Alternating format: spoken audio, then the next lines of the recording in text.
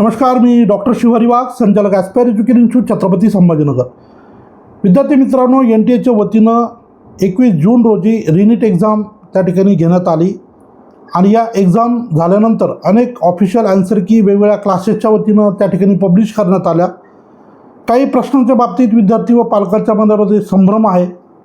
काही ठिकाणी बोनस गुण मिळण्याची त्या ठिकाणी शक्यता आहे आणि बऱ्यापैकी विद्यार्थ्यांनी आता आपला स्कोर त्या ठिकाणी काढलेला असेल. अर्थात हा जो काय स्कोर आलेला आहे यानुसार येणाऱ्या काळामध्ये मेडिकल ॲडमिशन प्रक्रियेत जाताना MBBSला ॲडमिशन मिळेल का, अशा पद्धतीची विचारणा विद्यार्थी पालकांकडनं आम्हाला सातत्याने होत आहे. अनेक विद्यार्थी पालक आज दिवसभरामध्ये ऑफिसला आले. एक अतिशय महत्त्वाचा व्हिडिओ तुम्हाला मला शेअर करायचा होता, परंतु तो बनवायसाठी आपल्याला वेळ मिळाला नाही. परंतु फायनली मी ठरवलं होतं की आज रात्री घरी जाण्यापूर्वी तुमच्यासाठी हा एक महत्त्वाचा व्हिडिओ मी शेअर करावा, ज्याच्यामध्ये 2025-26ची जी काय प्रवेश प्रक्रिया झाली आणि त्या प्रवेश प्रक्रियेमध्ये जे महाराष्ट्रातील सेमी गव्हर्नमेंटचे कॉलेजेस आहेत, मेडिकल कॉलेजेस आहेत, तर त्या कॉलेजेसमध्ये MBBSचा कट ऑफ काय होता. त्यामुळं ज्या विद्यार्थ्यांना येणाऱ्या काळामध्ये MBBSसाठी प्रवेश पाहिजे, आपण कुठल्याही कॅटेगरीमध्ये असाल तर अशा सर्व विद्यार्थ्यांनी हा व्हिडिओ शेवटपर्यंत पहा आणि गरजू मुलांना नक्की शेअर करा. आता मागील वर्षीच्या MBBSचा कट ऑफचा नेमका तुम्हाला काय फायदा होईल हे पण थोडक्यात सुरुवातीलाच सांगतो. जसा 2025चा पेपर आलेला होता, ज्याची डिफिकल्टी लेवल बऱ्यापैकी हायर साईडला होती, त्यानंतर यावर्षी झालेला 3 मेचा पेपर सोपा होता. परत आता 21 जून रोजी जी झालेली रिनीट आहे, हा पेपर परत टफ होता. ऑलमोस्ट जे काय आत्तापर्यंत ओपिनियन समोर आलेले आहेत, ते विद्यार्थ्यांचे असतील, ते फॅकल्टीजचे असतील, सगळ्यांचं मत आहे की हा 2026चा रिनीट एक्झामचा पेपर हा 2025च्या पेपरच्या आसपासच आहे. म्हणजे काय, मागील वर्षीचे जे काय कट ऑफ आहेत याच्या आसपासच 2026-27च्या प्रवेश प्रक्रिया जी होणार आहे तर त्याचे MBBSचे कट ऑफ राहतील. म्हणून 2025मध्ये जे काय कट ऑफ आहे हे मी तुम्हाला या ठिकाणी शेअर करतो आहे, जेणेकरून तुम्हाला तुमचा जर स्कोअर त्याच्या आसपास असेल तर तुम्ही 2026-27च्या प्रवेश प्रक्रियेमध्ये जाताना MBBSच्या अपेक्षा ठेवू शकता. या स्कोअरपेक्षा फार कमी स्कोअर आपला असेल तर मग पर्यायानं आपल्याला दुसरं ऑप्शन त्या ठिकाणी घ्यावे लागतील. जसं की MBBS नंतर नॉर्मली मुलं BMSला आता निवडतात, BDSचा पर्याय तुम्हाला उपलब्ध असतो, किंवा MBBSच करायचं असेल तर मग अदर कुठले पर्याय उपलब्ध आहेत का, जसं की UPमध्ये MBBSसाठी जाता येतं, बिहारमध्ये जाता येतं, केरळला जाता येतं, छत्तीसगडमध्ये जाता येतं, तेलंगणामध्ये जाता येतं, किंवा डीम युनिव्हर्सिटीचा पर्याय उपलब्ध असतो. IQ कोट्यातनं महाराष्ट्रामधील जे सेमी गव्हर्नमेंटचे कॉलेजेस आहेत तो पर्याय उपलब्ध असतो का, असे काही पर्याय आपण शोधायचे. याचा निर्णय विद्यार्थी पालकांना घेणं सोपं होऊ शकतं. त्यामुळं जे काय ओव्हरऑल कॅटेगरीज आहेत तर 1 बाय 1 आपण हे सगळे कट ऑफ तुम्हाला त्या ठिकाणी शेअर करणार आहे. हा व्हिडिओ थोडासा लंबा होईल, लेंदी होईल, परंतु नाईलाज आहे. ही सगळी माहिती तुम्हाला एका व्हिडिओमध्ये देणं यासाठी आवश्यक वाटतं, कारण हे सगळ्या कॅटेगरीजचे जे काय कट ऑफ आहे हे तुम्हाला वेगवेगळ्या आपल्या व्ह्यूअर्स सगळेच आहेत, तर सगळ्यांना त्यांच्या कॅटेगरीचे लास्ट इयरचे कट ऑफ काय होते, ऑल इंडिया रँक काय होता हे थोडंसं कळलं तर पुढचे गणित थोडेसे सोपे होतील. म्हणून हे आपण या ठिकाणी शेअर करणार आहे. तर चला सुरू करूया. सगळ्यात पहिला जो विषय आहे तो SC कॅटेगरीच्या संदर्भाने. SC कॅटेगरीमध्ये मागील वर्षी 416 मार्कापर्यंत ॲडमिशन्स मिळालेले आहेत. आता हे जे मार्क होते हे कुठे कुठे ॲडमिशन झाले 416 मार्कवर, तर एक कॉलेज होतं मालती मेडिकल कॉलेज आणि दुसरं कॉलेज होतं SSPM सिंधुदुर्ग.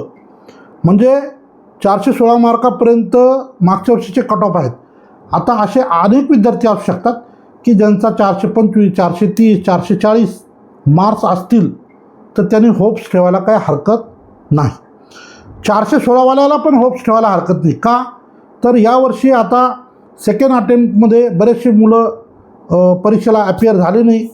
परीक्षेमध्ये एकदा परीक्षा देऊन लगेच परीक्षा झाली तर मध्ये गॅप कमी होता, त्यामुळं प्रिपरेशनला हवा तेवढा वेळ मिळाला नाही आणि विद्यार्थ्यांवर सायकोलॉजिकल प्रेशर होतं आणि पेपर हा फार डिफिकल्ट होता. त्यामुळं 416, 420, 425 जरी मार्क्स असतील तर या विद्यार्थ्यांनी लगेच काय आशा सोडण्याचं कारण नाही. अर्थात प्रोव्हिजनल मेरिट लिस्ट आल्यानंतर आपल्याला महाराष्ट्राचा एकूण त्या कॅटेगरीचा पिक्चर क्लिअर होणार आहे. तुर्तास आपण हे समजून घ्यायचं आहे. त्यानंतर टी कॅटेगरी. टी कॅटेगरीमध्ये मागील वर्षी 321 मार्क्सपर्यंत ॲडमिशन मिळालेले होते आणि ऑल इंडिया रँक होता 3,85,636 आणि हे कॉलेज होतं मालती मेडिकल कॉलेज. त्यानंतर आपण वळूया एन टी बी कॅटेगरी म्हणजे NT1 कॅटेगरी.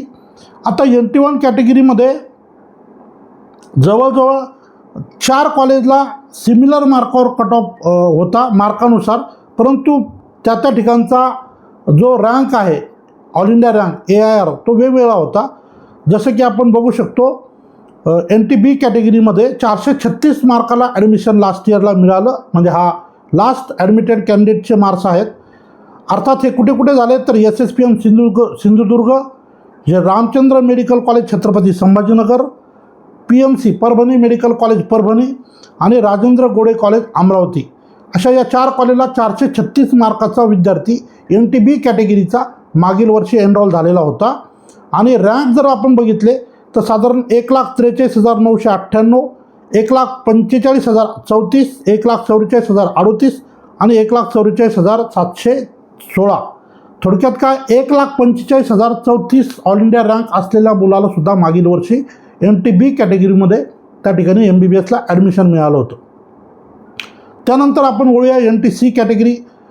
NTC कॅटेगरीमध्ये प्रचंड स्पर्धा असते, त्यामुळे इथं जर जो लागलेला कॅन्डिडेट होता ज्याचा स्कोर होता 472 472 आणि हे ॲडमिशन झालेलं होतं मालती मेडिकल कॉलेज अकोला आणि याचा स्कोर होता, याचा ऑल इंडिया रँक होता 88,472. म्हणजे काय तर नॉर्मली जेव्हा तुमचा रिझल्ट पब्लिश होणार आहे NTC कॅटेगरीच्या संदर्भानं सांगतो आहे आणि ज्या मुलांचं एक 80-85 हजाराच्या आसपास रँक असेल तर आपल्याला लक्षात घ्यायचं की आपल्याला MBBS महाराष्ट्रामध्ये यावर्षी मिळणार आहे. त्यानंतर पुढची कॅटेगरी आहे NTD कॅटेगरी. इथंसुद्धा प्रचंड स्पर्धा असते आणि या ठिकाणी जो तो जवळजवळ 4 कॉलेजला एकाच मार्कावर त्या ठिकाणी ॲडमिशन झालेलं आहे. अर्थात रँक वेगवेगळे आहेत. पहिलं कॉलेज आहे Ashwini rural medical college Solapur, त्यानंतर Sakhubai Katkade medical college Kopargaon, SSPM medical college Sindhudurg आणि परभणी मेडिकल कॉलेज परभणी, अशा या 4 ठिकाणी NTD कॅटेगरीमध्ये 474 मार्कला MBBS मागच्या वर्षी भेटलेला आहे. आता याचे रँक जर आपण बघितले तर सुरुवात होते 85,233, 85,544, 85,889 आणि 86,205. म्हणजे थोडक्यात काय, ज्या मुलाचा रँक 86,205 होता त्याही मुलाला मागच्या वर्षी सेमी गव्हर्नमेंटमध्ये MBBS त्या ठिकाणी मिळालेला आहे. त्यानंतरची पुढची कॅटेगरी आहे VJNT कॅटेगरी. VJNT कॅटेगरीमध्ये बऱ्यापैकी कट ऑफ हा डाऊन साईडला असतो. तर मागच्या वर्षी 2 ठिकाणी एकाच स्कोअरवर विद्यार्थ्यांना ॲडमिशन्स मिळालेले आहेत. स्कोअर होता 459. मालती मेडिकल कॉलेज अकोला आणि SSPM सिंधुदुर्ग या 2 ठिकाणी 459 459 मार्क्सवर VJNT कॅटेगरीमध्ये MBBSला ॲडमिशन मिळालेलं आहे. आता ज्या मुलांचे 460च्या आसपास, 480, 450, 470 असे काही मार्क असतील त्यांनी लगेच आशा सोडण्याचं काही कारण नाही.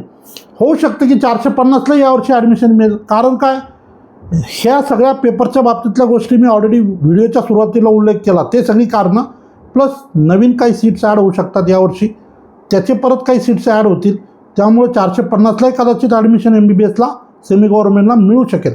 अपेक्षा सध्या ठेवायला काय हरकत नाही.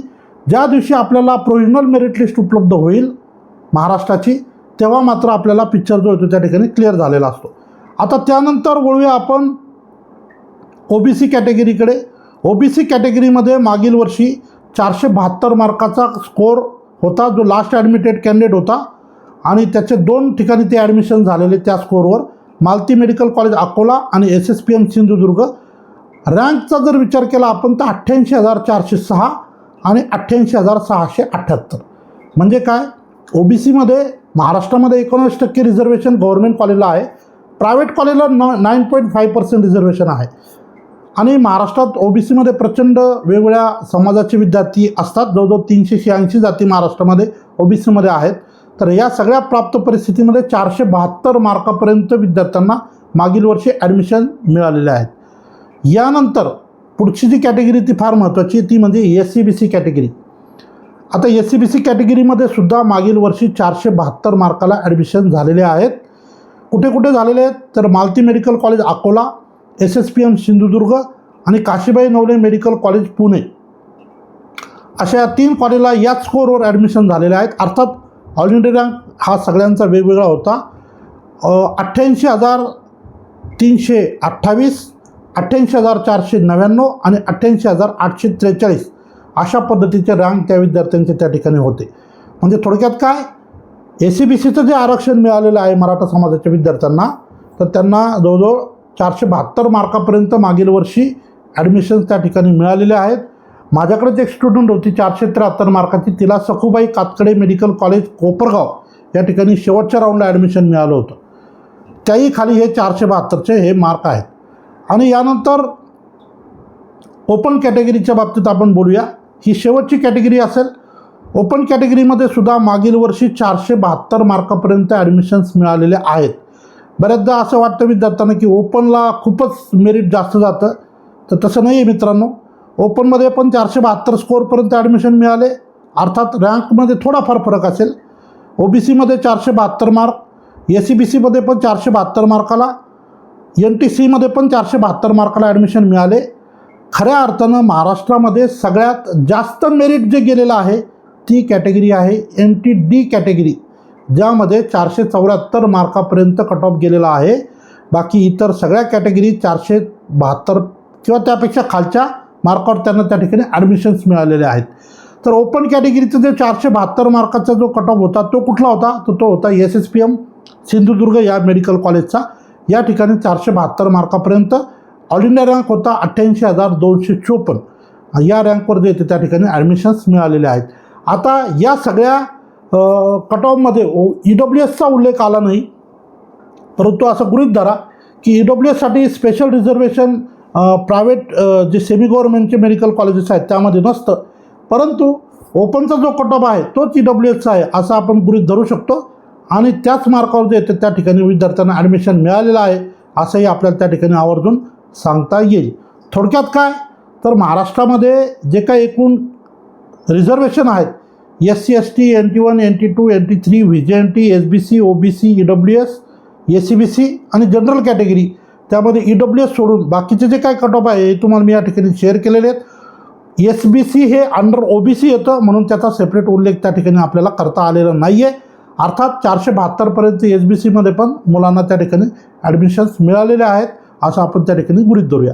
सो हे होते मागच्या 2025-26च्या प्रवेश प्रक्रियेमधील MBBSचे सेमी गव्हर्नमेंटच्या मेडिकल कॉलेजमधील cut off. Private medical college ज्या ठिकाणी शासनाच्या वतीनं ॲडमिशन प्रक्रिया राबवली जाते, ऑनलाईन पद्धतीनं विद्यार्थ्यांना ॲडमिशन्स मिळतात आणि शैक्षणिक सुविधा फीसच्या सवलती मिळतात, अशा कॉलेजलाच सेमी गव्हर्नमेंट म्हटलं जातं. ते काही वेगळे कॉलेज नसतात. बऱ्याचदा प्रायव्हेट कॉलेज म्हटलं की विद्यार्थी पालक भुवया उंचावतात.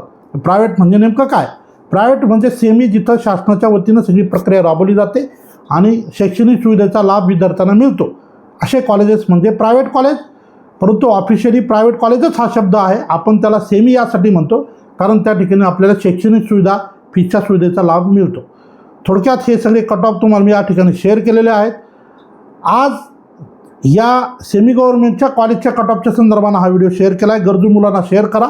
उद्या परत एक महत्त्वाचा व्हिडिओ गव्हर्नमेंट MBBSच्या कॉलेजचे कट ऑफ काय होते हे मी तुमच्यासाठी घेऊन येईल. तुर्तास या ठिकाणी थांबतो. धन्यवाद.